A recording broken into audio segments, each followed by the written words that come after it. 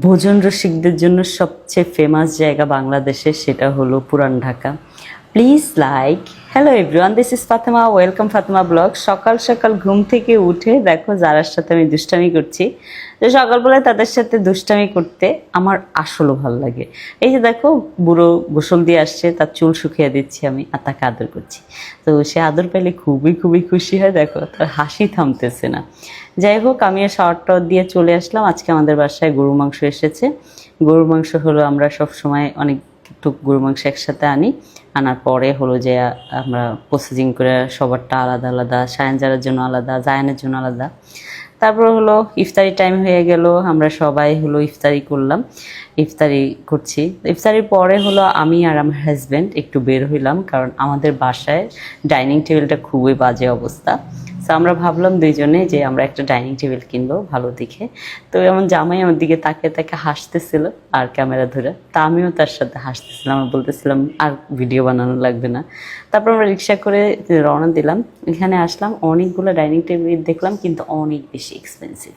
This is too much expensive. তারপর বাসায় আসলাম, বাসায় এসে আমরা রেডি হলাম। রেডি হয়ে এখন আমরা যাচ্ছি হলো পুরান ঢাকাতে। পুরান ঢাকাতে আমরা হলো নাজিরা বাজার যাব, ওখানে আমরা আজকে প্ল্যান করেছি ওখানেই সেহেরি করব। তারপর আমাদের যেহেতু গাড়ি নেই, এখন ড্রাইভার চলে গেছে, সো আমরা উবার নিয়ে চলে যাচ্ছি। আমি এই টাইমটাতে ড্রাইভারকে রাখি না, কারণ ওরাও তো মানুষ, ওদেরও মানে একটু টাইমটা যেন ওরা সেহেরি ভালো করে করতে পারে, তো সেই জন্য ওদেরকে আমি সবসময় বিদায় করে দিই। আমি উবার দিয়ে চলাফেরা করি এই টাইমটাতে। তারপর আমরা চলে আসলাম নাজিরা বাজারে। আসার পরে হলো আমরা চলে গেলাম বিসমিল্লা কাবাব ঘরে। এইখানকার কাবাব অনেক ফেমাস। সো আমরা এখানে এসে কাবাব মানে জায়গাটা অতটা না, কি বলে, পরিষ্কার না, একটু নোংরা টাইপের, কিন্তু এখানকার খাবার বেলে বেস্ট। তা যাই হোক, আমরা এখন বসে খাবার দেখতেছি। ওনাদেরকে থেকে জিজ্ঞেস করে নিলাম যে আপনাদের কোনটা বেস্ট হবে, কারণ আমি জানি ওনারা আমাকে ভালো সাজেস্ট করতে পারবে। তারপর ওনারা বলার পরে ওনারা যা যা বললো আমরা তা নিলাম। এখানে হলো গুদ্দা কাবাব নিলাম, তারপর হলো চিকেন টিক্কা, তারপর হলো আরও অনেক কিছু নিলাম, যেগুলোর নাম আমার বেসিক্যালি মনে নাই। সো যাই হোক, আমরা অনেক অনেক মজা করে খেলাম। খাওয়ার পর দেখো আমরা পুরা সব ফাঁকা করে ফেলাম। আমরা ডাবল সব অর্ডার দিয়েছি। আমরা টোটাল 5 জন গিয়েছি, 5 জনে অনেক বেশি খেয়েছি। সব দেখো, সব প্লেট ডাবল। তারপর এখান থেকে খেয়ে আমরা আবার রওনা দিলাম। এখন যাব হলো আমরা ফেমাস একটা বিরিয়ানির দোকান আছে, হানিফ বিরিয়ানি। সো ওখানে যাবো। ওখানে গেলে তোমার সিরিয়াল দিয়ে দাঁড়াইতে হয় ভিতরে ঢোকার জন্য। যাই হোক, আমরা সিরিয়ালে দাঁড়ালাম।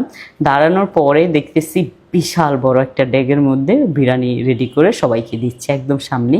তারপর আমি দেখে বললাম যে এটা কত ড্যাগ বিক্রি করেন। উনি বলে আমি বলতে পারি না কত ড্যাগ বিক্রি করেন। তার মানে ইমাজিন করেন সে কত ড্যাগ বিক্রি করে, তার হিসাব থাকে না, এত মানুষের ক্রাউড।